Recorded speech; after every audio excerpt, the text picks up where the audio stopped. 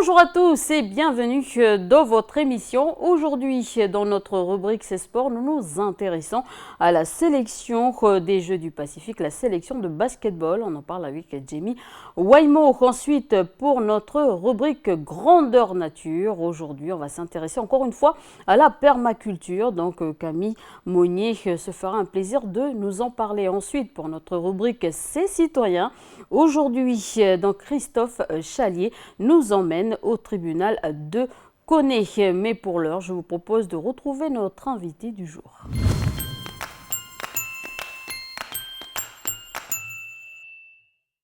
Alors, j'ai le plaisir de recevoir aujourd'hui Anne Fruteau, donc la présidente de l'association Sœurs Optimistes. Bonjour, merci d'avoir accepté cette invitation. Bonjour Elise. Alors aujourd'hui, on est là pour présenter un peu l'association, mais aussi pour annoncer ce fameux salon donc, qui va se passer du 19, 20 20 juillet. Donc aujourd'hui, la première question que j'avais envie de vous poser, pourquoi ce nom Sœurs Optimistes ? Alors, Sœurs Optimistes vient d'une locution latine, sorores ad optimum, qui se traduit par sœur pour le meilleur et qu'aujourd'hui on traduit plutôt par le meilleur pour les femmes. D'accord. Alors, est-ce que vous pouvez nous présenter un peu l'association, l'histoire de l'association Nouvelle-Calédonie ? Alors déjà au point de vue mondial, l'association Sœurs Optimistes, le Sœurs Optimistes International, est née en 1921 aux États-Unis de la volonté de femmes. D'accord. En Nouvelle-Calédonie, il est né en 1983. Donc nous avons 32 ans d'existence. D'accord. Et c'est une association, c'est une ONG, donc on a plusieurs accréditations auprès de l'ONU, des agences de l'ONU. On a un statut participatif au Conseil de l'Europe, entre autres. On est 90 000 membres environ, répartis dans 130 pays et territoires partout dans le monde. D'accord, une grande association. Oui. Et on est un réseau interprofessionnel aussi, donc on peut se retrouver et retrouver des clubs partout dans les grandes villes du monde. D'accord. Alors pour parler de chez nous, en Nouvelle-Calédonie, quelles sont vos activités, les activités de l'association en fait au pays ? Alors les activités en Nouvelle-Calédonie sont celles qu'ont toutes nos sœurs optimistes dans le monde. On s'occupe, je vous explique, de l'autonomisation des femmes, donc en permettant un accès plus facile à l'éducation, à la santé, au leadership. En Nouvelle-Calédonie, on accorde des bourses à des femmes qui veulent reprendre leurs études ou s'ils sont encore en études. On aide des femmes qui veulent créer des micro-entreprises à mettre ça en œuvre. On les soutient, en tribu tout spécialement. On a plusieurs tribus que l'on suit en province nord depuis de nombreuses années. On a un partenariat avec l'école de la deuxième chance. On récompense leurs meilleurs élèves tous les ans. C'est quelque chose qui nous tient vraiment à cœur, cela. Et puis on a un rôle très important auprès d'associations que l'on soutient, comme Femmes et Violences Conjugales. On leur dédie une journée avec un film que l'on projette. On est aussi présent auprès des associations d'autisme, ça depuis 7 ans. Voilà un petit peu notre panel. On a aussi beaucoup aidé des ateliers dans les maisons de quartier. D'accord. Alors tout à l'heure, vous avez parlé de bourses, vous les aidez financièrement, mais en conseil également, comment ça se passe, le contact avec ces femmes que vous aidez ? Le conseil, oui, si elles veulent un conseil, on peut leur donner. Il y a des femmes de tout niveau, à l'association qui peuvent aider, en juridique et autres. Mais c'est souvent un effort financier que nous demandent ces personnes. Elles ont besoin d'aide financièrement. L'argent, c'est le nerf de la guerre et souvent, quand on veut poursuivre ses études, on a besoin d'un coup de pouce.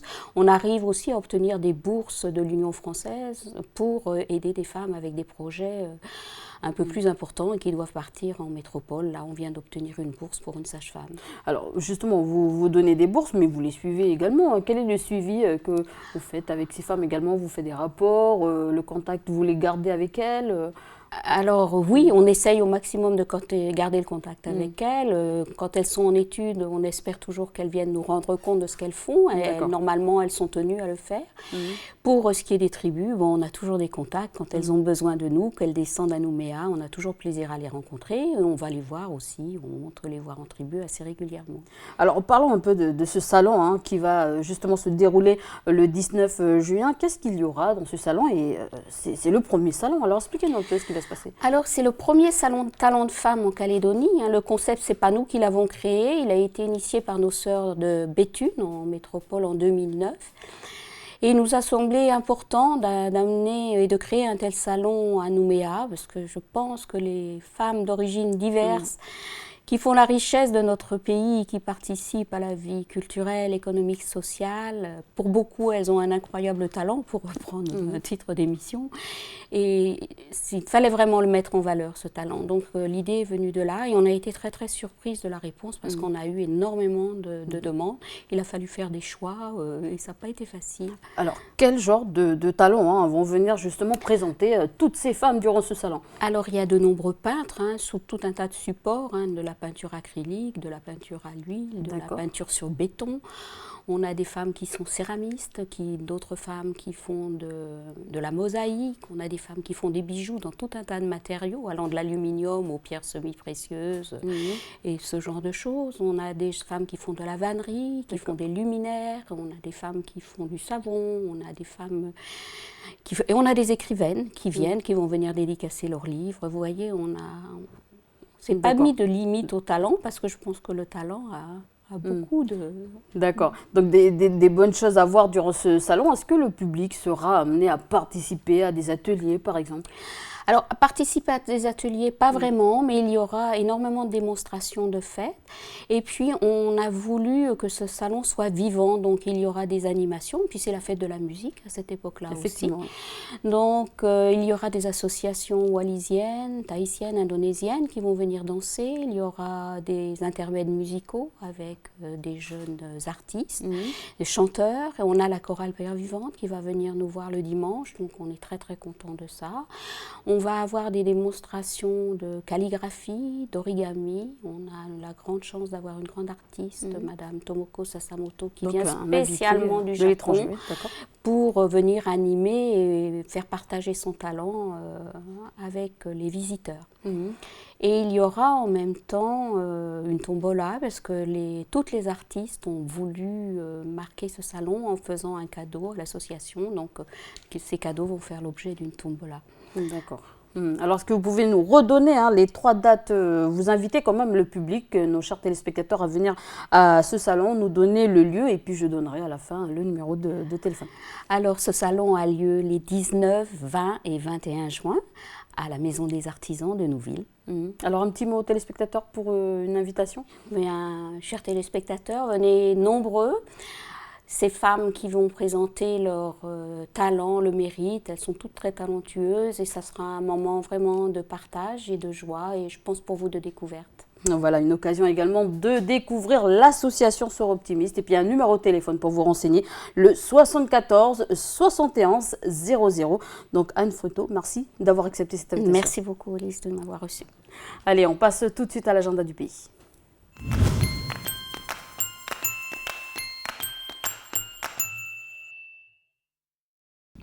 Allez, on rejoint de suite Falaï pour votre agenda de la semaine qui nous parle pour commencer d'activités pendant les vacances scolaires. Salut Falaï. Salut Elise et bonjour à tous.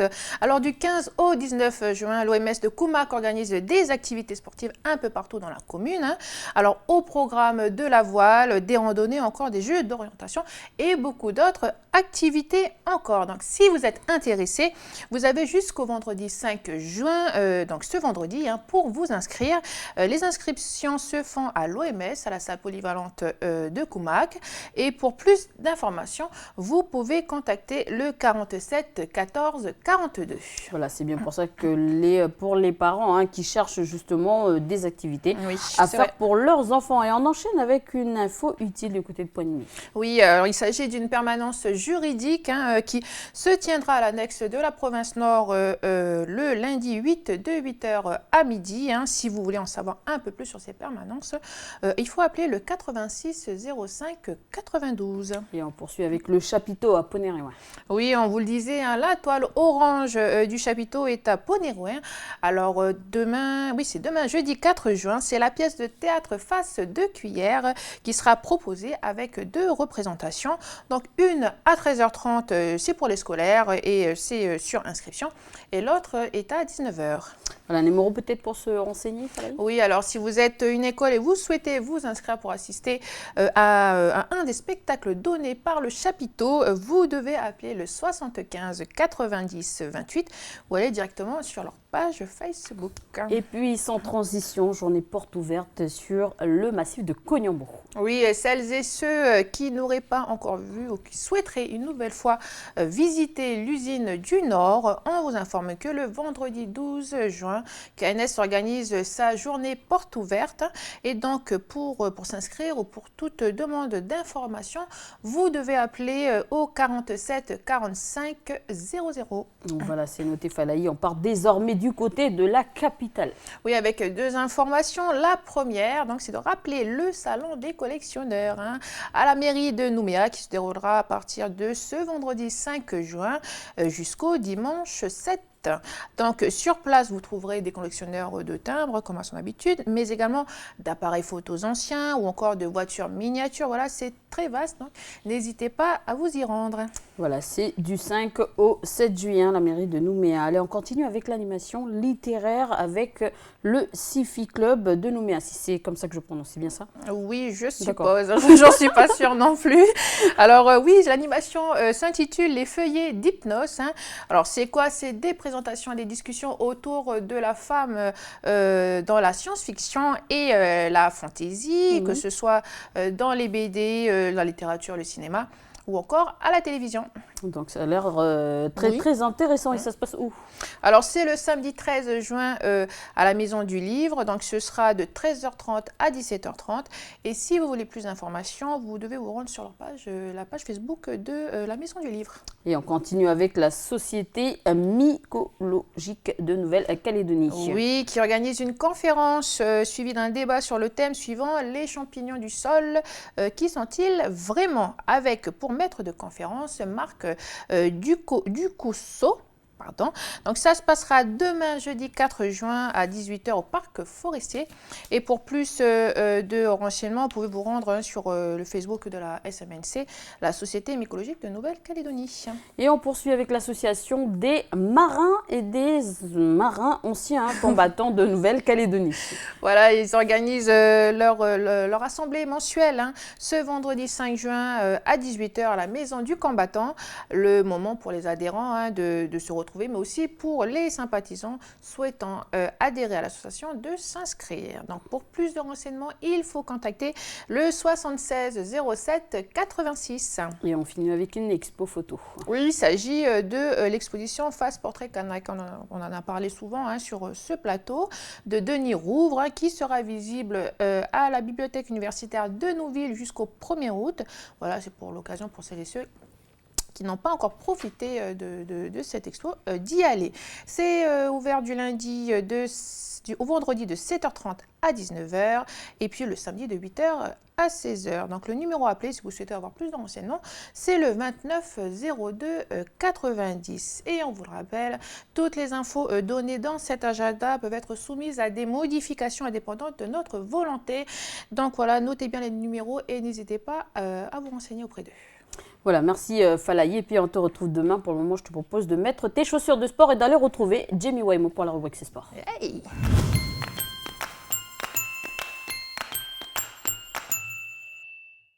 Bonjour Jamie, aujourd'hui on parle basketball, donc une autre section qui prépare les Jeux. C'est ça, bonjour Elise et bonjour à tous. Donc une autre section en pleine préparation et qui a également un titre à défendre, la médaille d'or, notamment chez les garçons. Donc pour préparer au mieux le rendez-vous de PNJ 2015, Elise, nos basketteurs et nos basketteuses se sont rendus en Australie pour des matchs amicaux en guise de préparation. Les listes définitives ne sont pas encore divulguées, mais en basketball, notamment en Nouvelle-Calédonie, Le choix ne semble pas difficile à effectuer puisque la majeure partie des sélectionnés, ou plutôt des présélectionnés, proviennent essentiellement de deux clubs, l'AJS VDT, l'AJS Vallée du Tir, puis l'AS 6e kilomètre, aussi bien chez les filles comme chez les garçons. Ce sont les deux ténors du championnat calédonien. Voilà, des habitués des finales en coupe comme en championnat d'ailleurs. Un championnat donc cette année qui a été précédé par la traditionnelle coupe d'ouverture. Il faut savoir que l'année,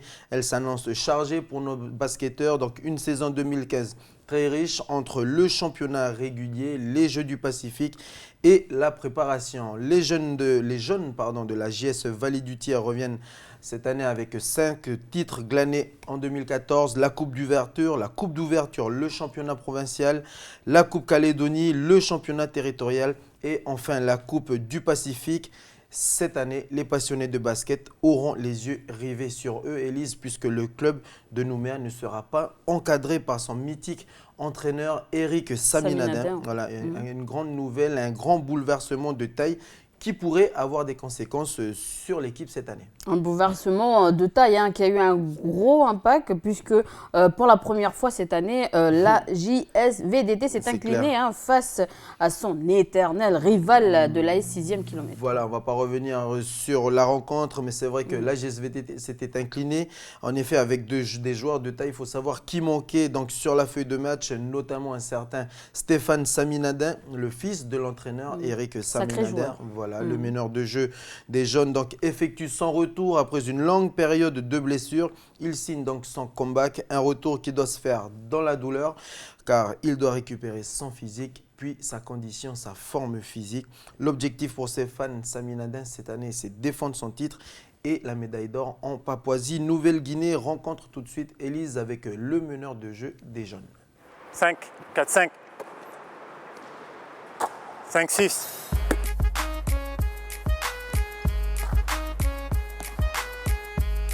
Et va la chercher sur l'explosivité.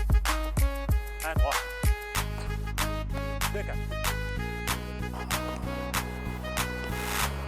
Bien, voilà. 3, 15. Le jour où j'ai eu cette blessure, j'ai vraiment cru que mon histoire avec le basket touchait à sa fin. Blessé au tendon d'Achille pour un basketteur, c'est comme les ligaments croisés pour un footballeur. Arrêter le basket, pour moi, c'était impossible.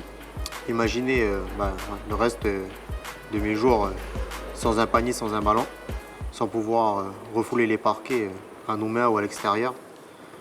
Je me suis dit, non, jamais.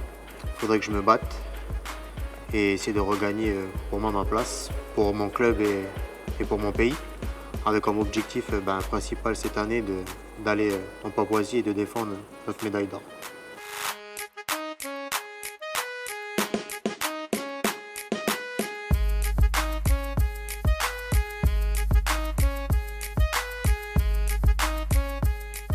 L'étape la plus importante, c'est surtout le kiné, la récupération et surtout avec une blessure comme les ligaments,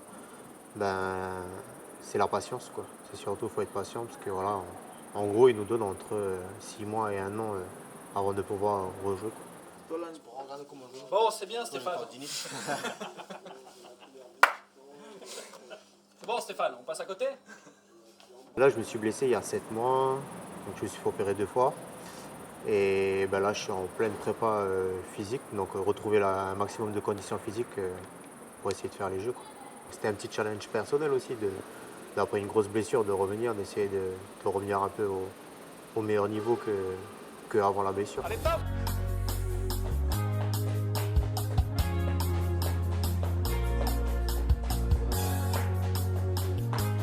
Top! 18! Pas mal. Là, le but, c'est de retrouver de l'explosivité, parce que là, sur son mollet, du coup, on a perdu la force, mais on a perdu aussi toute la stabilité. Donc là, pour lui, c'est retrouver forcément l'explosivité et l'endurance. Donc on essaie de refaire vraiment, retrouver la cheville, la force qu'il avait avant. Après l'opération, je suis resté 7 semaines allongé. Donc là, les muscles, on perd pratiquement toute la jambe, quoi. Donc voilà, c'est ça le plus dur, c'est de retrouver la tonicité, le muscle et le maximum de force dans la jambe, quoi. ça fait moins d'1 an qu'il a eu sa rupture du talon, donc c'est vrai que du tendon d'Achille, donc c'est vrai que c'était un défi pour se dire, bon ben voilà, là on a des étapes, on ne pourra pas passer au travers, c'est-à-dire que d'abord il faut une cicatrisation, il faut qu'on arrive à récupérer après la force sans que ça lui fasse mal, après il y a les amplitudes musculaires, les amplitudes articulaires à récupérer. Et donc là, on est sur la fin de sa rééducation. Et donc là, maintenant, c'est de l'explosivité et pour qu'il puisse avoir de l'endurance et pouvoir assurer les matchs. Parce que surtout sur une semaine, voilà, il va falloir être prêt. Et ça commence dès maintenant, quoi. C'est parti. 1-0. 3-5. 3-5. C'est bon, là. 4-6. 14. Et 9-15. Allez, souffle. 9-15. Pas mal. Il est revenu.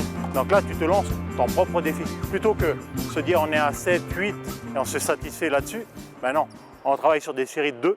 Provocation pour t'emmener au lancer franc. Chaque fois. 6-8. On va se lancer des petits défis. Ça, tu joueras contre moi.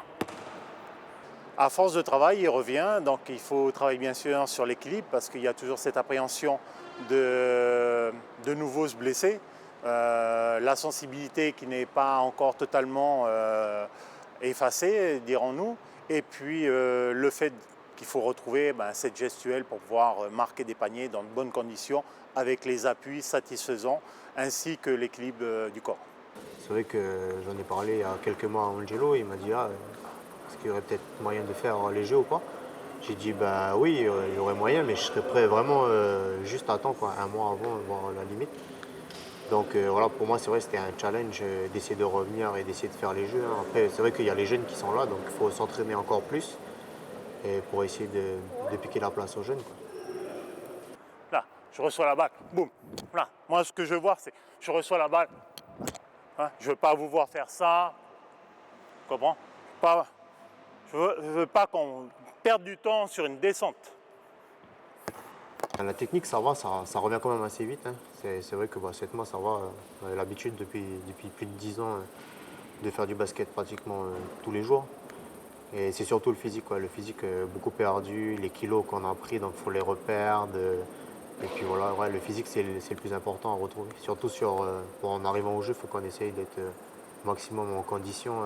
Si on joue tous les jours, c'est ça qui est le plus difficile. Mais c'est surtout travail de shoot, hein. On fait 150 shoots par jour, enfin le midi ou du moins. Et essayer de retrouver un maximum de mes appuis et le shoot et une bonne régularité dans l'adresse, quoi. C'est difficile, hein. On m'a donné entre 9 mois et 1 an avant de rejouer. À 4 mois et demi, j'étais déjà en train de courir. À 6 mois, j'ai repris pratiquement les entraînements tout seul. Et après, au bout du 7e, je reprends les entraînements collectifs. Donc c'est vrai que c'est pas facile, c'est pas évident. Et comme le basket, c'est quelque chose d'assez tonique, assez explosif, donc il faut qu'il retrouve tout ça. Et en retrouvant bien sûr cette explosivité, il va pouvoir reprendre confiance en lui, redonner aussi confiance à l'équipe, parce que c'est aussi le but, et faire en sorte qu'il puisse être non seulement un leader parmi tous ces jeunes qui arrivent derrière, mais qu'il puisse avec son expérience la partager et la mettre au profit de l'équipe.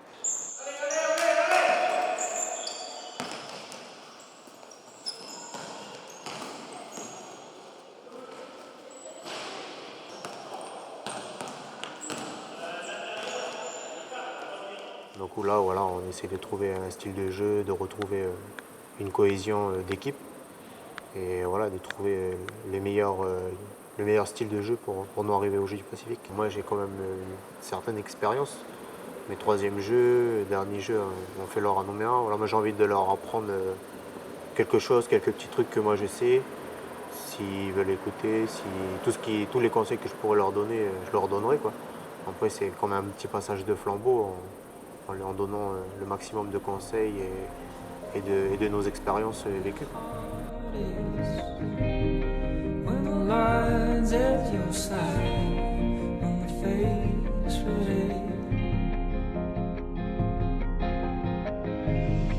No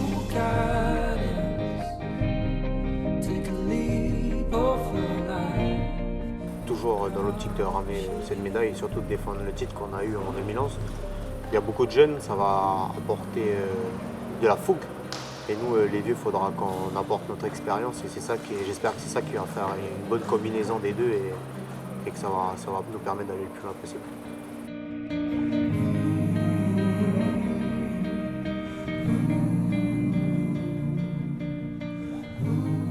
Voilà, et on espère pour lui qu'il puisse vite récupérer sa forme. Et que voilà, Élise, et que d'ici là, il ne se blesse plus et qu'il puisse rapidement retrouver le chemin des parquets. Ce serait une bonne nouvelle pour ce passionné qui s'entraîne dur tous les jours pour être au top de sa forme, pour retrouver le haut niveau nécessaire pour participer aux Jeux du Pacifique, j'allais dire aux Jeux Olympiques.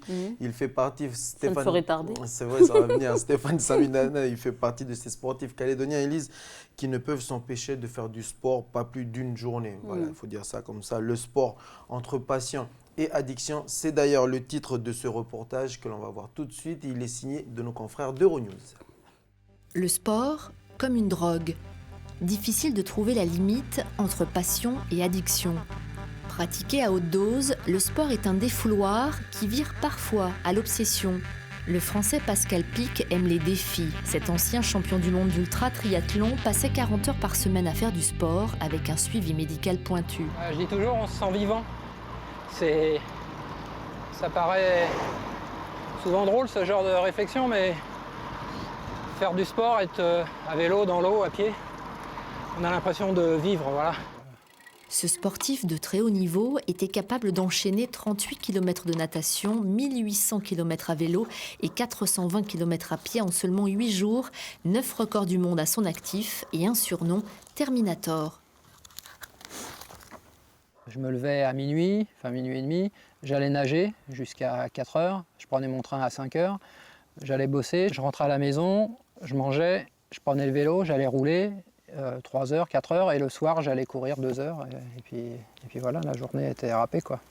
Il n'y avait plus qu'à recommencer à minuit en gros, et c'était comme ça tous les jours. Lors d'une activité sportive, le cerveau est stimulé et libère de l'endorphine, une morphine naturelle. Elle procure une sensation de bien-être et d'euphorie, mais lorsque l'activité physique est intense et répétée, le cerveau libère une autre hormone, la dopamine, qui active les zones du cerveau liées à l'addiction. Vous avez l'impression de flotter, de ne plus avoir de notion du temps, d'avoir complètement oublié vos soucis, d'être dans un état entre guillemets second. Okay. On peut imaginer que chez certains individus, cette recherche d'état second devient une quête permanente. Depuis 6 mois, il ralentit le rythme, mais il est toujours accro au sport. À 51 ans, il a encore un défi en tête, réaliser une épreuve d'ultra-triathlon sur les 5 continents en seulement une année. Voilà, sport entre passion et addiction, c'était un sujet signé Euronews. Vendredi prochain, Élise, il sera question de voile. On va parler de l'inauguration plutôt de la nouvelle base nautique de Pandorp. C'est sur Koumak. Je vous dirai un peu plus tout cela vendredi, Élise. Voilà, donc un nouveau bâtiment. Jamie, on te retrouve donc vendredi. Vendredi, Élise. Merci à tous et merci de m'avoir suivi. Allez, on passe tout de suite à notre rubrique C'est citoyen.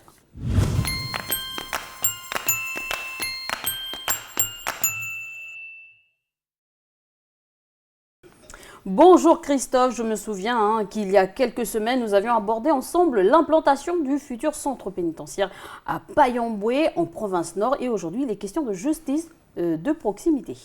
Bonjour Élise, bonjour à tous. C'est ça Élise, comme pour la création de prisons, une justice de proximité donc développée en province Nord et une politique de rééquilibrage souhaitée par la province Nord et l'État qui est compétent en la matière.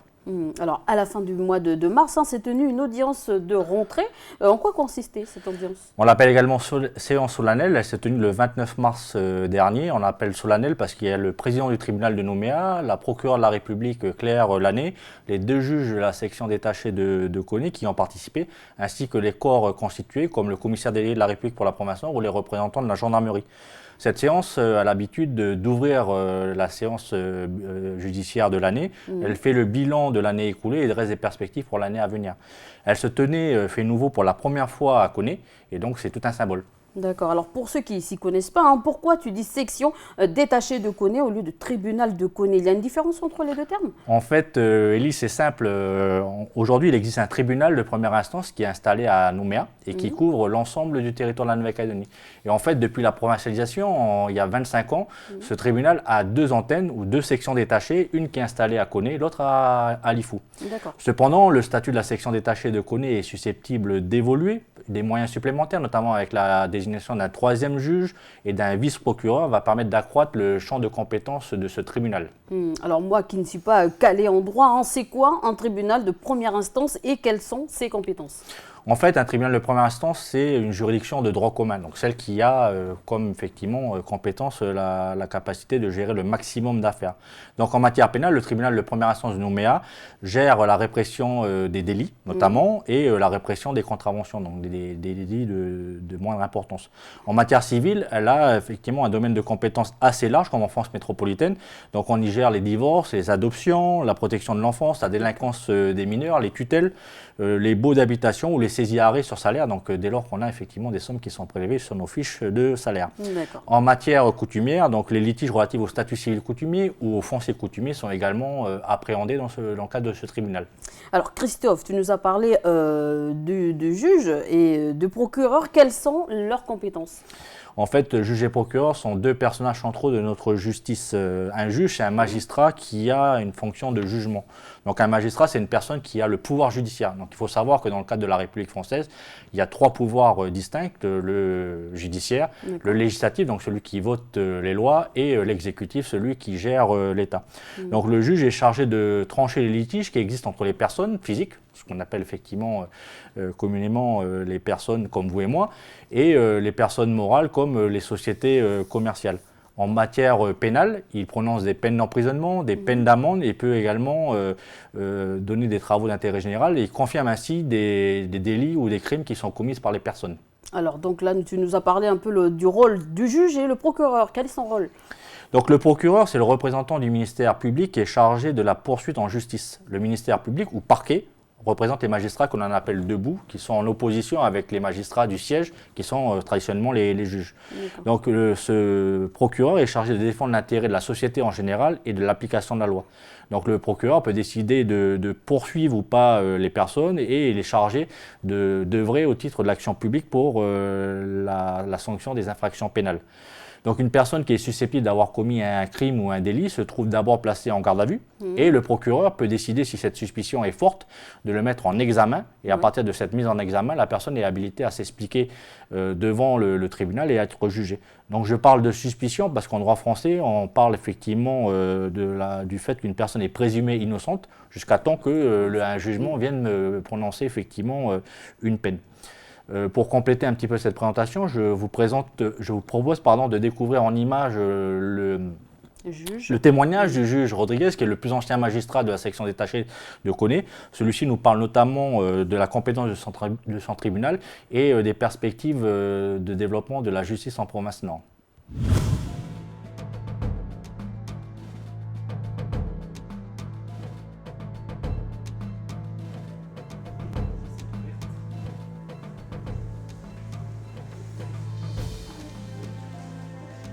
L'institution judiciaire a des rituels et l'audience solennelle de rentrée, c'est le moment où l'institution rend compte de son action à la société, au nom de laquelle la justice est rendue.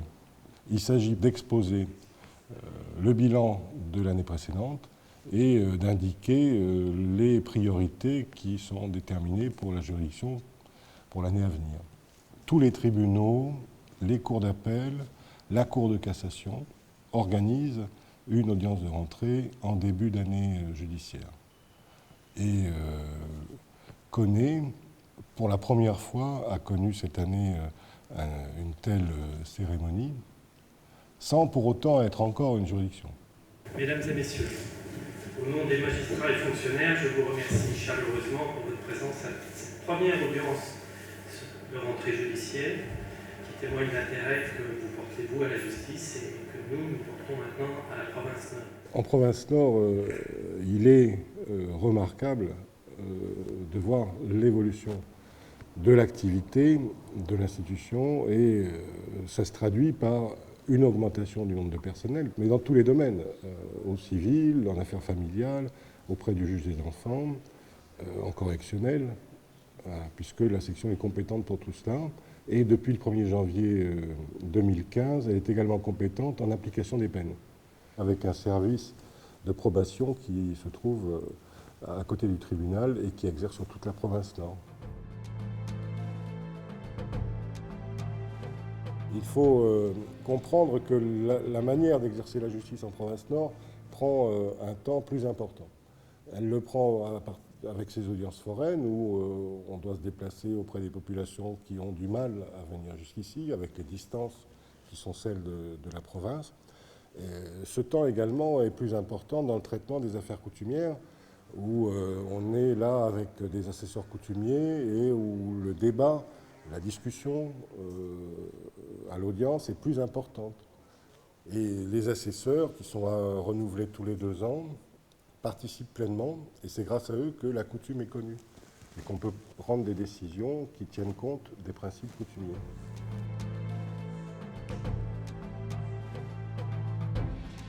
Alors la section détachée de Koné est appelée à continuer à se développer, et déjà Madame la procureure de la République, dans le discours de cette audience, a indiqué qu'un vice-procureur devait être nommé pour être en résidence, c'est-à-dire ici en permanence.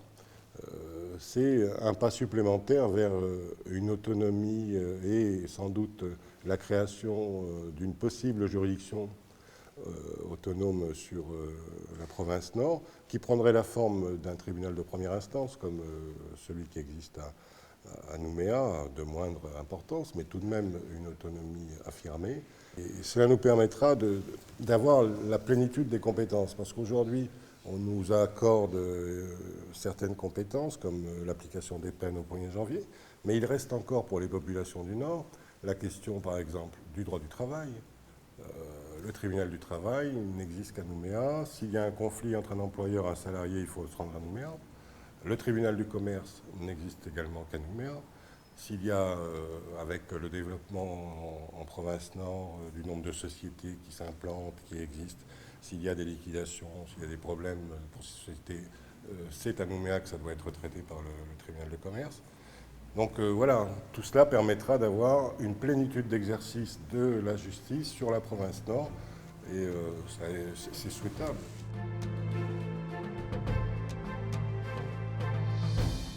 Toute cette organisation qui est en cours de formalisation, tous ces postes qui devront être pourvus pour parvenir à une autonomie de la section détachée et sa possible transformation en tribunal de première instance, elle peut avoir comme perspective la création de l'établissement pénitentiaire qui a été arrêté ces derniers temps. Et donc il y aurait là une cohérence dans l'institution et un vrai pôle judiciaire pourrait être créé en province Nord.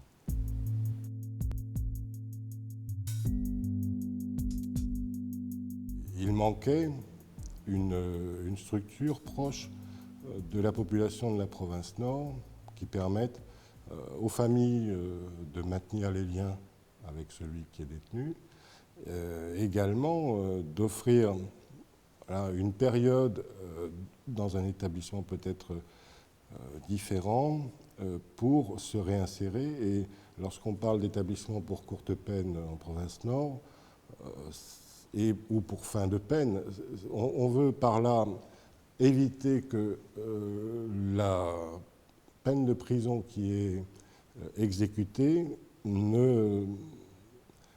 n'entraîne une altération de la personnalité de celui qui a été condamné. Et on veut permettre à ceux qui arrivent en fin de peine, si c'est une longue peine en particulier, de progressivement pouvoir revenir dans la société et qu'on se réadapte à la société d'où on vient. On vient de la province Nord, on est plus proche de la province Nord et on se prépare à y retourner. Il ne s'agit pas seulement d'enfermer des personnes en province Nord au lieu de les enfermer en province Sud.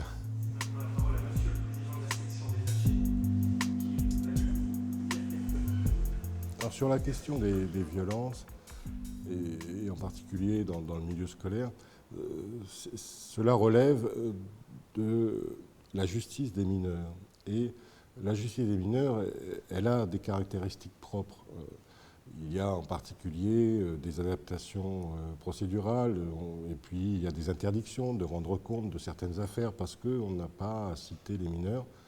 Donc il y a des affaires dont on peut entendre parler et la population peut se dire rien n'est fait alors que rien ne peut être dit sur ce qui est fait en réalité.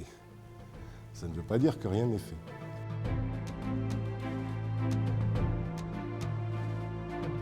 Si quelqu'un est capable de dire comment ce pays sera dans 10 ans, peut-être que je pourrais envisager ce que pourra être la justice dans 10 ans. Il faudra toujours une justice, en tout cas. Ça, je crois que la population l'admet. La construction de cette institution pour ce territoire appartient à ceux qui sont sur ce territoire. Ce qu'il faut, je crois, c'est que la justice qui est rendue ici soit vécue comme une justice du pays et que les gens aient bien le sentiment que c'est leur justice.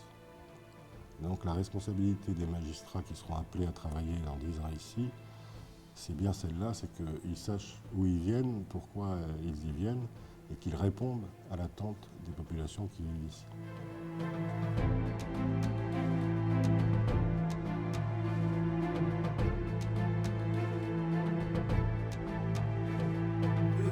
Voilà donc un reportage très instructif. Alors quel est le niveau d'activité du tribunal de Koné ? Élise, en fait, il faut savoir que lors de cette audience de rentrée, les chiffres suivants ont été donnés. La province Nord comptabilise un peu plus de 11% de l'ensemble des faits commis sur l'ensemble du territoire de la Macédonie et 23% de la délinquance sur la zone gendarmerie, donc hors Nouméa. Le taux de résolution des affaires, donc c'est un record national, il faut le savoir, s'établit à 67% dans le Nord. Et il faut savoir également que 6063 décisions correctionnelles, c'est-à-dire des confirmations de délits, ont été constatées pour l'ensemble du pays. C'est une baisse quand même de 4,3% d'une année sur l'autre. La section détachée de Koné a également géré 399 affaires civiles nouvelles. Alors Christophe, tu nous parles de délinquance. C'est quoi la différence entre un crime et un délit ? En fait, le crime, c'est l'infraction la plus grave. Donc, on parle de meurtre, on parle d'assassinat ou de viol. Donc, les personnes qui sont condamnées sont en cours au moins 20 ans de prison, jusqu'à la perpétuité. Le tribunal de Koné, lui, se prononce sur les délits, donc des infractions à la loi de moindre importance et statue sur des peines d'emprisonnement, comme je le disais, d'amende ou de travaux d'intérêt généraux. Les délits financiers, les vols, les violences, les homicides involontaires relèvent de cette catégorie. Enfin, il faut savoir qu'il y a une troisième catégorie de tribunal, donc le tribunal de simple police, qui prononce des peines d'amende pour les infractions les moins graves. Alors, le juge Rodriguez nous parle de l'application des peines et du futur centre pénitentiaire du Nord. Qu'en est-il ? En fait, il faut savoir que depuis le 1er janvier 2015, le tribunal de Koné est compétent pour l'application des peines. Pour les personnes qui seront condamnées à des peines de courte durée, donc inférieures à 2 ans ou qui sont en fin de peine, la logique de réinsertion prévaut. Nous avions eu l'occasion d'en parler dans le cadre de l'administration pénitentiaire. Et je rappelle que le futur centre pénitentiaire qui va s'installer à Yamboué va ouvrir en 2019 et offrir 100 places supplémentaires. C'est un outil de la politique pénale important. Alors, donc la violence des jeunes et de l'exercice de la compétence judiciaire complète le discours du juge. Peux-tu, Christophe, donner un éclairage un peu supplémentaire ? Le constat est navrant, mais il est là. On sait que la violence scolaire, on sait également que la sécurité urbaine, notamment avec l'homicide involontaire qui a eu lieu fin février 2015 et qui ont conduit les autorités à prendre des mesures restrictives de vente d'alcool sur la zone de Koné, Pointe-Bout et Vaud, sont des sujets d'actualité brûlants. Oui. Nous aurons l'occasion d'y revenir et je profite de cette occasion pour vous annoncer le lancement prochain d'une émission de débat sur les sujets de société par NCTV que nous aurons l'occasion tous les deux d'animer. Et il faut savoir également que la compétence judiciaire fait partie des compétences centrales, dites régaliennes d'un État souverain. Dans le cadre de la mise en œuvre de l'accord de Nouméa, il faut savoir qu'un groupe de travail sur l'avenir institutionnel du pays a été créé et elle est consacrée à la justice. Eh bien, merci Christophe pour cette présentation et ce cours de droit. Merci Élise, merci à tous de nous avoir écoutés. J'espère que vous aurez beaucoup appris en notre compagnie, notamment sur cette question effectivement du droit un peu technique. Je vous dis au 24 juin prochain pour un nouveau numéro de 6 citoyens consacré cette fois-ci aux manifestations sportives internationales. Je vous rappelle à cette occasion que les prochains Jeux du Pacifique se dérouleront à Papouasie-Nouvelle-Guinée du 4 au 18 juillet 2015. Merci. Nous aurons plus de précisions avec Jamie Waimo de notre rubrique C'est Sport. Je vous propose dès à présent de retrouver Chloé Yentao pour notre rubrique Demandez le programme.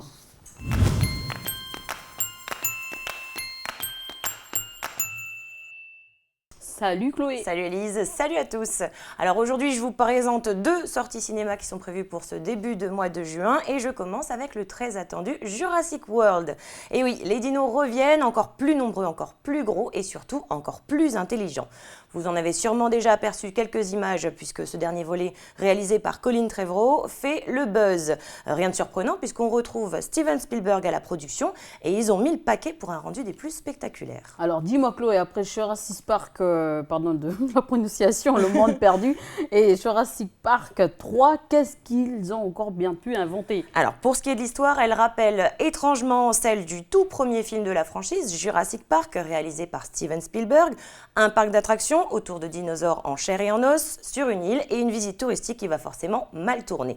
En fait, le réalisateur a précisé qu'il n'avait pas du tout pris en compte les 2 derniers films et que Jurassic World était en fait une suite directe du premier film, l'action se situant 20 ans après les événements du film original de Steven Spielberg.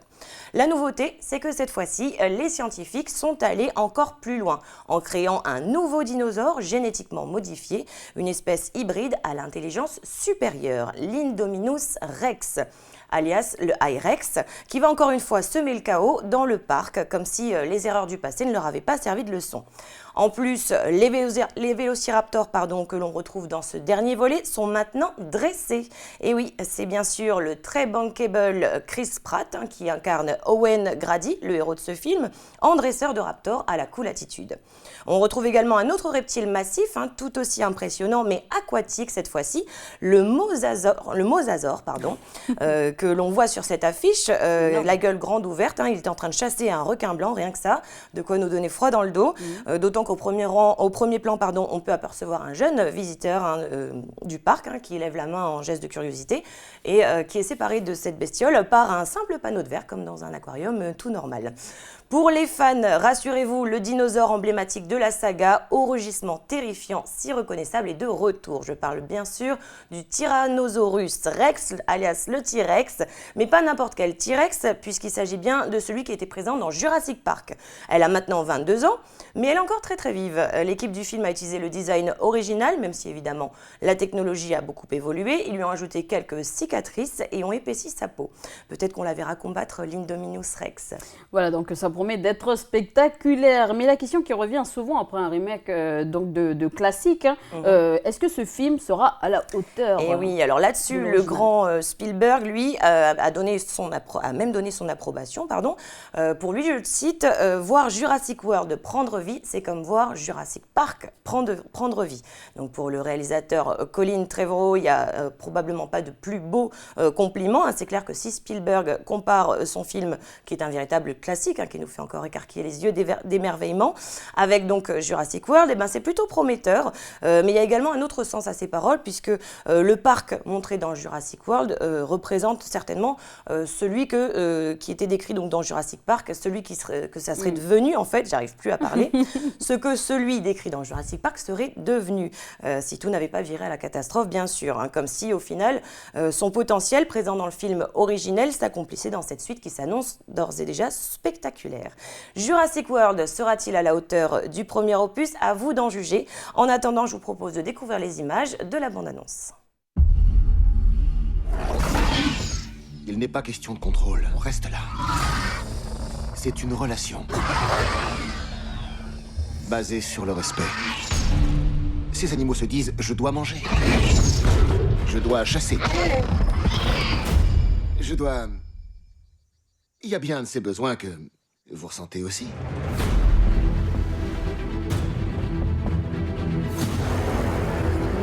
Chaque fois que nous dévoilons une nouvelle attraction, la fréquentation augmente. C'est énorme! La direction a estimé que des mélanges génétiques boosteraient l'effet waouh. Ce sont des dinos, effet waouh déjà garanti. On l'a conçue plus imposante que le T-Rex. Qu'est devenue sa sœur? Elle l'a dévoré.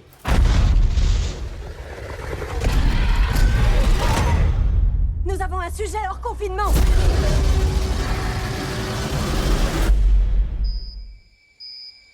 Qu'est-ce que c'est?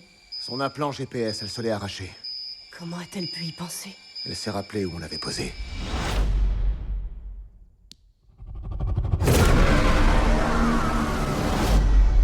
Oh non. Elle tue pour le plaisir.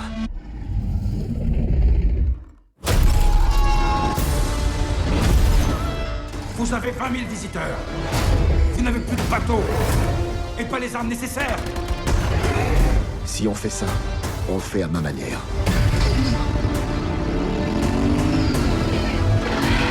On a la cible en visuel. On l'allume.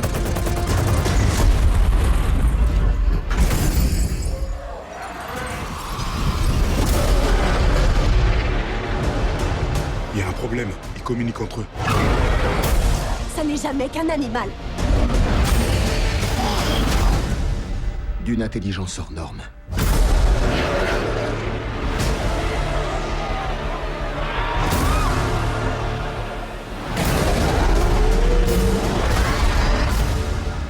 Voilà, donc très impressionnant, ça fait froid dans le dos. Donc on aura remarqué également, Chloé, la présence du comédien français Omar Sy, que l'on a pu apercevoir brièvement dans la bande-annonce. Donc voilà, un film que vous pourrez apprécier au cinéma. Et pour la suite, Chloé, tu nous parles d'un film d'animation également très attendu par le public. Et oui, tout à fait, Elise, Vice Versa. C'est le dernier né des studios Pixar, réalisé par Pete Docter, à qui l'on doit notamment Monstres et compagnie, et le très émouvant Là-haut. Et les émotions sont justement à l'honneur dans ce film, n'est-ce pas, Chloé? C'est bien ça, Elise. C'est en regardant sa propre fille grandir et devenir une préadolescente un petit peu réservée, avec tout le bouillonnement hormonal que ça comporte, que l'idée est venue à Pete Docter de créer un film qui serait centré donc sur les émotions humaines et qui chercherait à répondre à la question que tous les parents se posent. Que peut-il bien se passer dans la tête de nos enfants lorsqu'ils grandissent? Dans ce film, on va donc suivre les émotions de la jeune Riley, 11 ans, fan de hockey, qui va voir sa vie bouleversée lorsque ses parents décident d'emménager dans la grande ville de San Francisco. Avec tout, bien sûr, tout ce que cette transition difficile peut avoir d'effrayant.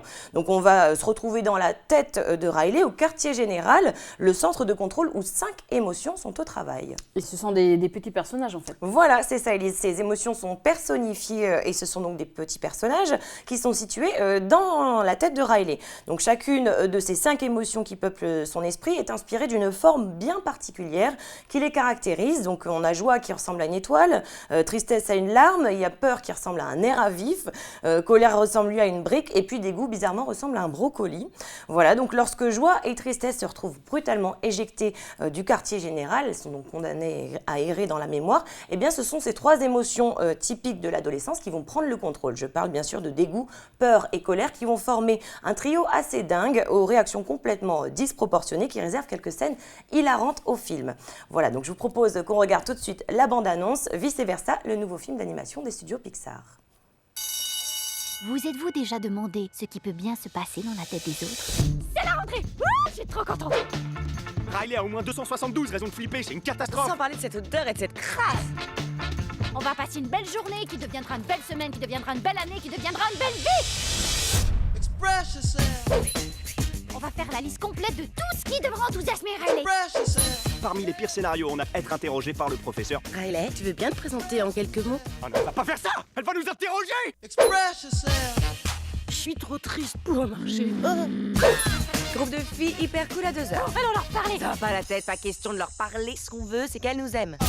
S'enfermer à double tour et hurler le seul gros mot qu'on connaît. Ah ça donne la fruitage. Vous savez, vous êtes pas obligé de venir à tous mes matchs. On a un énorme problème. Quoi? Tu plaisantes? Je ne veux pas en rater un! Alors là, c'est tout sauf cool. Mais qu'est-ce qui se passe? Hé, tristesse! T'as touché au souvenir? Tu es sûr que ça va? Je sais pas trop. Réparle-le! Laisse-moi lâcher! La mémoire centrale! C'est n'importe quoi!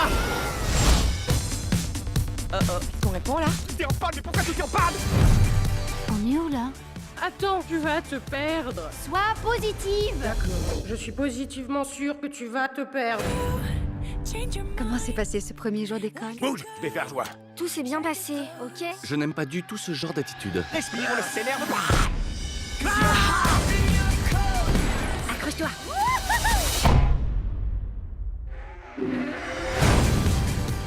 Je le crois pas, il fait encore ses yeux de merlan frit. C'est pour ça qu'on a largué notre pilote d'hélicoptère brésilien. Viens, envole-toi avec moi, petit chat.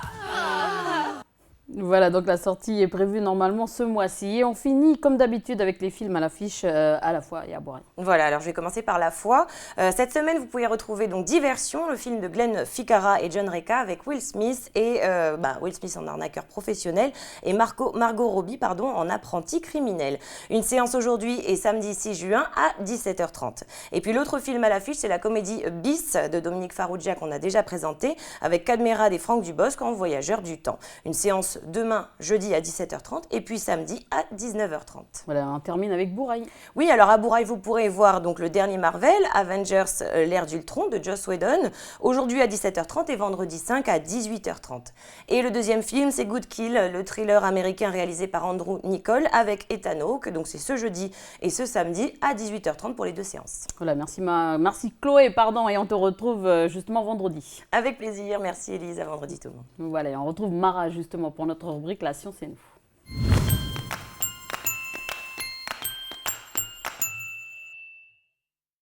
Salut Mara. Salut Élise, salut à tous. De nos jours, grâce au textile intelligent, le vêtement sert à mincir, à se connecter, à contrôler son rythme cardiaque ou encore sa respiration. En 50 ans, les vêtements intelligents, capables d'interagir donc avec leur environnement, ont fait un pas de géant. Et dans un futur pas si lointain, les vêtements seront même capables de produire de l'électricité. Alors là, tu m'intrigues, de l'électricité vraiment produite par nos vêtements. Explique-nous comment ça va se passer, comment c'est possible. Drôle d'invention. Drôle d'invention. Alors, c'est une technologie qui nous vient de scientifiques sud-coréens qui ont donc eu cette idée d'allier vêtements et électricité. En fait, c'est grâce au mouvement effectué en portant ces vêtements intelligents que la personne produit de l'électricité statique.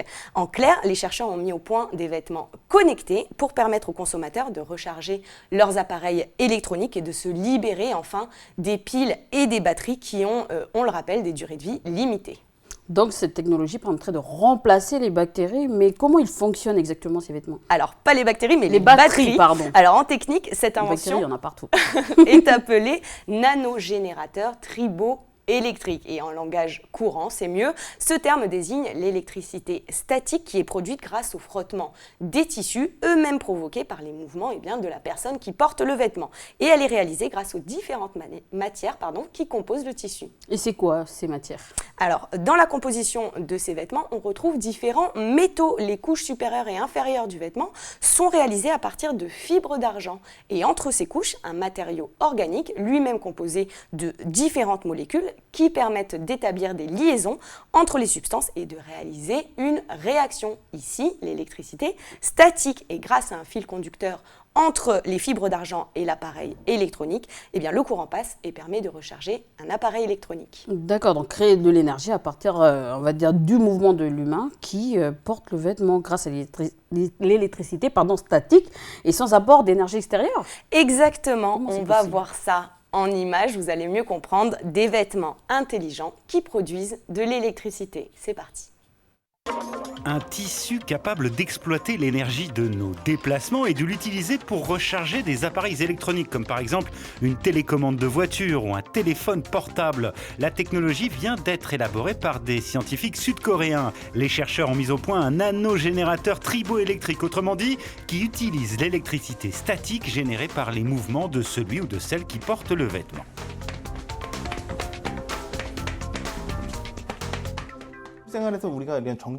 Jusqu'à maintenant, on se servait assez peu de l'électricité statique produite dans la vie quotidienne comme source d'énergie. C'est pourquoi nous avons lancé cette recherche pour pouvoir utiliser l'électricité statique comme source d'énergie. Le système fonctionne à partir d'un matériau organique et d'un tissu recouvert d'une couche d'argent. L'électricité produite par friction peut alimenter des lumières, des écrans et même plus encore. Nous pouvons alimenter des diodes électroluminescents, des écrans à cristaux liquides, des dispositifs à faible puissance comme des capteurs, et cela sans source d'alimentation externe. Les scientifiques pensent ainsi que ces tissus intelligents nous permettront bientôt de nous connecter à toutes sortes d'objets de la vie quotidienne.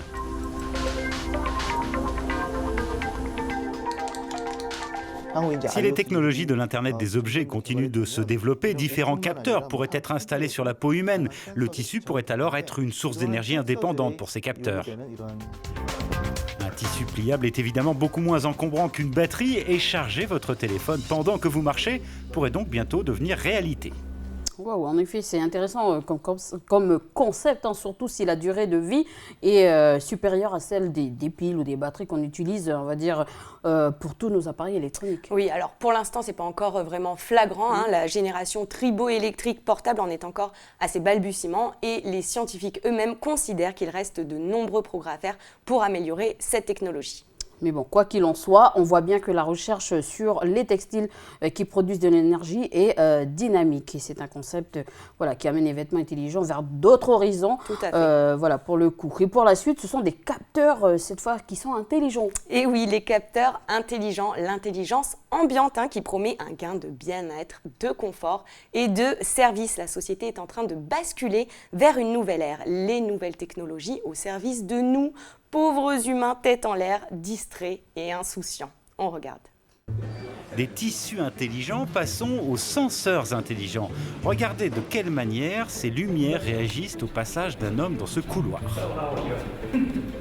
Des chercheurs finlandais développent en effet des capteurs intelligents connectés à l'environnement. Ils sont capables d'envoyer des informations directement à un smartphone. Les scientifiques estiment que ces capteurs pourraient être utilisés pour l'éclairage guidé, les alarmes anti-vol et même comme moniteurs de surveillance pour les nourrissons. Ce que nous voyons ici, c'est un système qui détecte des personnes qui marchent dans le couloir. Cela fonctionne avec des caméras de profondeur. Nous utilisons le système pour contrôler l'éclairage dans le couloir et donc guider les gens vers les endroits où ils vont. C'est une vraie tendance, l'Internet des objets ou comment se connecter à notre environnement avec des appareils intelligents. Cette société affirme que la technologie pourrait également être utilisée à des fins de sécurité. Par exemple, une lampe LED pourrait être mise en mode système d'alarme, détecter les mouvements d'éventuels intrus dans la maison et envoyer des notifications à un dispositif intelligent. On pourrait aussi très bien imaginer intégrer des capteurs intelligents, par exemple dans des babyphones. Ici, on recueille des informations sur la température, la respiration et la nutrition de l'enfant. Le système envoie ensuite les informations à un smartphone. Le système a d'ailleurs d'ores et déjà séduit cette maman. Elle en est persuadée. Il lui sera d'une grande utilité, par exemple, si sa petite fille fait sa sieste à l'extérieur. Je peux surveiller sa température corporelle, la température extérieure. Et s'il y a une baisse soudaine de la température, alors je peux la récupérer et l'installer à l'intérieur. Cela me donne aussi des informations sur la pression de son aspiration et donc je sais quand elle est sur le point de se réveiller. La société souhaite encore étendre l'utilisation de ces capteurs intelligents, capteurs qui pourraient ainsi faire naître par exemple une nouvelle variété de solutions d'éclairage, comme des lampes de rue basse consommation ou des éclairages intérieurs à réglage automatique. Eh bien, surveiller son bébé, guider nos pas, déclencher un système d'alarme. Il commence à exister des capteurs un peu partout pour tout ce qui nous entoure. Voilà, sur tout ce qui nous entoure. Tu crois pas si bien dire, Élise. Est-ce que par exemple tu as la main verte, toi? Par contre, là, parce qu'en fait, les plantes chez moi n'ont pas besoin de rien, quoi. Tu vois, c'est des plantes qui ont besoin de soleil, seulement pas besoin d'entretien. D'accord, donc pas vraiment la main. Voilà, pas de vraiment. Moi non plus, et nous ne sommes pas les seuls, tu peux te rassurer. Un fabricant d'objets connectés français a bien senti le filon des gens qui ne savent pas jardiner. Et ils ont développé en fait un capteur du nom de Flower Power, et c'est un concept assez réjouissant, je dois dire. Alors, ça consiste en quoi? Comment ça va nous aider en fait à nous occuper nos plantes? Alors en fait, l'idée, c'est d'utiliser un capteur à planter directement dans la terre de la plante pour mesurer en fait ses besoins, comme le taux d'engrais, l'humidité du sol, la température ou la luminosité, et le tout en temps réel. Et les informations qui sont collectées par le capteur sont transmises directement à l'application qui lui est dédiée sur notre smartphone. Donc du coup, l'application nous dit de quoi a besoin notre plante. C'est pas mal comme concept, ça. Exactement. Pour les nuls en jardinage, c'est pas mal du tout. Moi aussi, j'aime assez cette idée. Et clair. d'après les tests qui ont été réalisés, en plus, ça fonctionnerait plutôt pas mal. Les données sont fiables et la base de données de l'application est relativement complète. Après, bien entendu, à voir si les plantes de chez nous sont référencées ou pas. Ça, c'est une question qui reste à voir. Ouais, c'est clair que c'est vrai. Bon, pour terminer cette chronique, un autre objet intelligent portable qui pourrait être bien, on va dire, rendre service plutôt aux motards. C'est ça? Exactement. En fait, ça concerne les systèmes de géolocalisation par satellite, les fameux GPS qui rendent bien service aux nuls en orientation. Très pratique donc, mais par contre, jusqu'à présent, les développeurs n'avaient pas vraiment pensé aux utilisateurs de deux roues. Bon, c'est vrai que quand on conduit une moto ou un scooter, hein, il faut regarder, voilà quoi, il faut regarder en face et ne pas regarder son GPS. Enfin, c'est un peu difficile de faire les deux. Exactement, c'est dur, il ne faut surtout pas quitter la route. Donc c'est un constat qui a été fait par plusieurs sociétés à travers le monde. Et je vais vous proposer de regarder une des solutions qui a été imaginée. Celle-ci, c'est par une société russe. Ils ont développé un casque de moto intelligent. On regarde ça, c'est parti.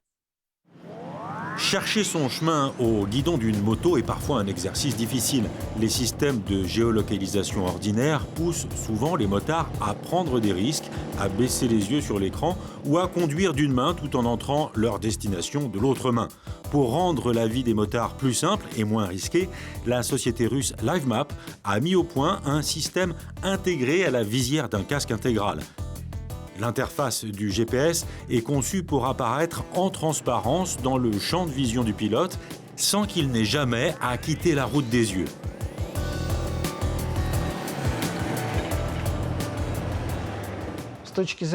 Du point de vue de la sécurité, l'idéal serait que le conducteur puisse gérer l'interface de son casque pendant qu'il roule, sans qu'il n'ait à s'arrêter et à taper une adresse sur son téléphone par exemple, qu'il lui suffise de dire à haute voix « Madison Avenue » pour que l'ordinateur calcule son trajet. Les concepteurs de LiveMap sont en concurrence avec d'autres systèmes de GPS similaires, mais ils assurent que leur modèle est plus léger et souvent moins cher que les autres. Scully est l'un de ces casques intelligents aujourd'hui sur le marché. Ce modèle vient des États-Unis, mais à en croire les Russes, il serait moins abouti que le leur.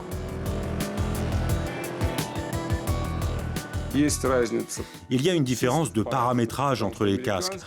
Le casque américain est bien plus lourd. Il pèse presque 2 kg, alors que le nôtre pèse 1,4 kg. C'est une grande différence parce que si le poids est supérieur à 1,5 kg, ce n'est plus un casque. Les motards départageront eux-mêmes les technologies russes et américaines, mais une chose est sûre, les routes seront plus sûres avec ces casques intelligents. Voilà, donc une invention qui devrait plaire à nos amis motards et tout ce qui permet justement de sécuriser un peu plus nos trajets, pas dans les temps qui courent, franchement on en a besoin. Exactement, clairement. D'ailleurs, pour les concurrents des Russes, donc les concepteurs du casque américain qui lui est déjà sur le marché, comme vous avez pu le constater, eh bien l'idée avait émergé suite à un accident subi par l'inventeur de la technologie. En fait, il avait tourné la tête pour voir un panneau de signalisation et ce moment d'inattention l'avait empêché de voir la voiture qui était devant lui qui s'était arrêtée. D'accord, donc toutes les données concernant la signalisation soient regroupées justement dans la visière de casque. Exactement, ça, voilà. Voilà, donc merci beaucoup Mara et puis on te retrouve vendredi. Merci Élise, merci à tous, au revoir.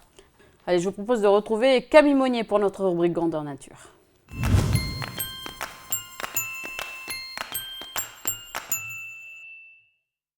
Bonjour Camille, alors aujourd'hui tu vas nous parler jardin. Bonjour Élise, bonjour à tous. Aujourd'hui, effectivement, on va être des apprentis jardiniers. Alors, tu vas nous apprendre à planter, donc tu t'es améliorée depuis la dernière fois. Qu'est-ce que tu crois, Élise? Mon jardin et moi, ça ne fait plus qu'un, en tout cas en théorie. Aujourd'hui, je vais essentiellement vous parler d'une grande nouveauté que vous avez certainement entendu parler, et toi aussi, Élise, il s'agit de la permaculture. C'est vrai, cela me dit quelque chose. Et puis nous avons suivi déjà une formation en permaculture sur Bopop avec Marilène. Alors est-ce que tu peux nous rappeler à nos chers téléspectateurs ce que c'est que la permaculture?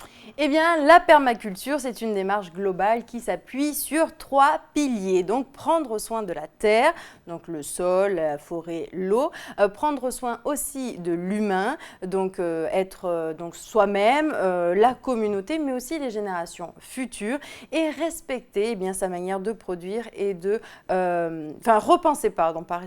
repenser, excusez-moi, sa manière de produire et de consommer, donc partager équitablement. Voilà. Donc en fait, c'est une méthode qui prend, on va dire, la nature comme modèle et qui favorise la biodiversité. Exactement, mais c'est plus que de l'agriculture, c'est une véritable philosophie. En fait, l'idée de la permaculture, c'est d'associer l'art de cultiver la terre pour la rendre plus fertile, mais indéfiniment, avec l'art d'aménager le territoire. Donc, comme tu l'as dit, elle prend effectivement en considération la biodiversité des écosystèmes, mais l'objectif, c'est de créer une production agricole durable durable, mais pas n'importe quelle production. Une production qui tend à être très économe en énergie et respectueuse des êtres vivants. Effectivement, c'est une vraie, on va dire, une véritable philosophie. Alors, mais comment ça se met en place, ça, en Nouvelle-Calédonie? Eh bien, ça se met en place essentiellement grâce à l'association Maleva. Ok, d'accord. Alors, est-ce que tu peux nous en dire un peu plus sur Maleva? Alors, cette association a été créée en février 2011 à Coumach et elle a pour but, en fait, de regrouper les personnes qui sont, en fait, dans cette recherche d'activités visant donc à améliorer les conditions de vie, améliorer son quotidien, à améliorer l'être humain, tout ça dans son environnement naturel. Et donc, ça colle avec la permaculture? Exactement, ça colle parfaitement avec la permaculture. Et donc, figure-toi que Maleva a fait appel, tend à sensibiliser les Calédoniens dans cette démarche écologique. Donc, l'association Maleva a fait appel à certains formateurs, à un formateur québécois pour donner une formation sur la permaculture. Ce formateur québécois, qui c'est? Eh bien, c'est Bernard Alonso. Il est permaculteur, et oui, le terme existe. En fait, Bernard Alonso pratique la permaculture depuis près de 20 ans. Et il faut savoir que sa ferme au Québec est devenue un véritable exemple parfait de la permaculture. Donc aujourd'hui, Bernard Alonso passe son temps à travers le monde pour partager son savoir. Et naturellement, il s'est arrêté ici en Nouvelle-Calédonie. Et bien sûr, nous étions là au moment d'une formation avec Monsieur Alonso. Je vous propose qu'on aille tout de suite du côté de la foire. Regardez tout ça.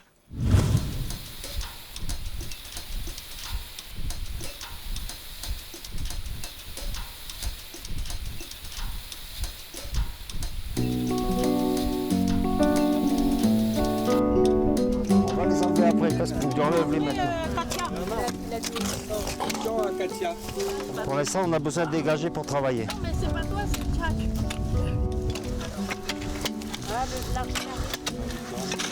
Voilà. Il faudrait qu'on trouve une boîte de conserve vide.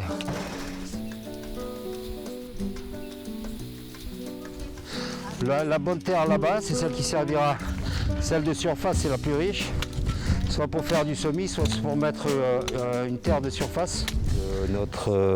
Nos préoccupations, ou tout au moins nos objectifs, sont de prendre plus en considération de l'environnement qui est le nôtre, et puis de retourner à des vraies valeurs qui sont celles que notre société d'humains est en train de perdre dans le monde dans lequel on est projeté, qui est un monde de consommation et souvent d'hyperconsommation, et qui fait qu'on est plus orienté vers des choses qui sont virtuelles et on s'éloigne des relations qui nous unissent à la nature. On souhaite un petit peu interpeller les Calédoniens et nous-mêmes en premier sur les choses qui nous lient au sol, à la terre, à l'environnement, et c'est ce qu'on fait ici au travers de la permaculture. La permaculture, c'est une tentative de recréer des écosystèmes viables en s'inspirant de l'environnement, du grand écosystème, de cette écosphère. Donc en Nouvelle-Calédonie, je dois apprendre, avant que la grosse main de l'humain est venue ici, comment fonctionne cet écosystème. Et c'est évident, même s'il a été perturbé par l'humain pendant plusieurs centaines d'années, on peut, grâce au climat, au microclimat, au temps, à la température, à l'eau, au sol, on peut comprendre comment il fonctionne et limité dans un design viable. Là, je vois qu'il y a un potentiel source. Je pense qu'on arrive à un bon moment. Et ce que je vois, c'est que les gens sont prêts. Ils voient bien que ça ne fonctionne pas. Vous vivez dans une île magnifique avec tout, quoi. Vous avez tout, l'eau, le soleil, le poisson, la mer, l'air, l'environnement, une multi-ethnie que je trouve très intéressante. Et on voit bien que dans l'écosystème naturel, la diversité est une richesse et je la vois, je la sens ici. Alors il y a tout pour faire, quoi. Alors il faut en profiter. On est sur une formation intensive de 12 jours, qui est une formation PDC, une formation certifiante en permaculture, qui nous permet d'approcher ce qui est l'axe central de la permaculture, c'est ce qu'on appelle le design. Et le design, c'est comment on peut concevoir, aménager un espace, un lieu de vie. Un lieu de vie en harmonie avec l'environnement, où on fait aussi bien de la théorie que de la pratique. Et là, aujourd'hui, on est dans des ateliers, dans divers ateliers qui vont nous permettre de mettre en pratique des exercices. Et l'intérêt d'avoir fait venir M. Bernard Alonso, on aurait pu aborder en Nouvelle-Calédonie la permaculture sous différents angles, mais ce qui nous a intéressé à Maleva avec Bernard Alonso, c'est qu'il aborde lui la permaculture humaine. En permaculture, on parle de zone. La zone 0, c'est la maison. La zone 1, c'est ce qu'il y a autour de la maison. La zone 2, c'est ce qu'il y a, voilà. Et en fait, c'est comme ça qu'on établit un design. Voilà. Mais lui, il parle de la zone 0,0, qui est la personne, la relation humaine, la place de l'homme dans ce qu'il entreprend. Et les gens qui participent à cette formation sont des stagiaires, hein, des gens qui ont souhaité faire ce stage. Donc on a fait un appel à travers les réseaux, plus à travers des médias, pour informer qu'il y avait ces formations. Et on se rend compte qu'ici, on a des jeunes, on a des personnes plus âgées, on a des vieux, hein, comme moi, les cheveux un peu gris, blancs. Il y a tous les âges, il y a toutes les cultures. Parce que la permaculture, ça parle à tout le monde, aussi bien des gens qui vivent dans la cité, que des gens qui vivent en tribu, que des gens qui vivent sur une propriété. La permaculture est adaptable en tout lieu, en tout espace. On est en train de faire une phytoépuration. Phytoépuration, vous voyez derrière vous, il y a une douche système D. Ça veut dire qu'on va récupérer l'eau de douche plutôt que de la gaspiller. C'est une eau qui est déjà un peu sale de savon, etc. Et donc cette eau, au lieu de s'écouler n'importe où, elle va s'écouler dans le trou que nous faisons. Dans ce trou, on va mettre une bâche, une fois qu'on aura terminé de creuser. Dans cette bâche, on va mettre plusieurs couches de matériaux naturels. Et donc l'eau qui va s'écouler de la douche va couler là-dedans. Et elle va déjà être filtrée par tous ces éléments naturels.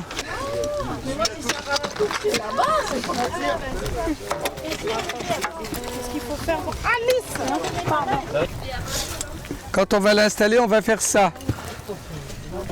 Tu veux le baisser? Tu es avec moi? Voilà, ici.